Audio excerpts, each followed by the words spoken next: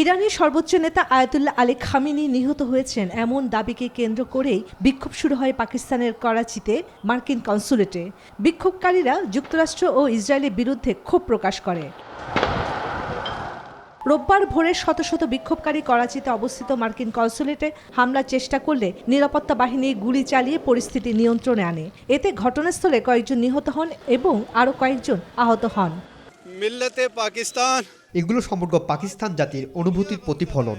পাকিস্তানের জনগণ বৃহত্তর মুসলিম বিশ্বের সাথে শোকে দাঁড়িয়ে আছে। আমাদের ইমাম আমাদের ছেড়ে চলে গেছেন। কারবালা মে আজ হামারা হুসেন হামসে চিন। বিক্ষোভ শুধু করাচিতে সীমাবদ্ধ ছিল না, অন্যান্য অংশেও সহিংস প্রতিবাদ ছড়িয়ে পড়ে।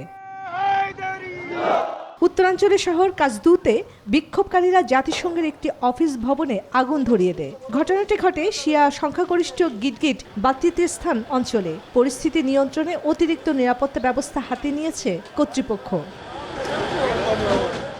চন্দ্রানী চন্দ্রা, নিউজ 24। বিকাশ পেমেন্টে 10,000 টাকার বেশি অফার। শপিং চলছে তো।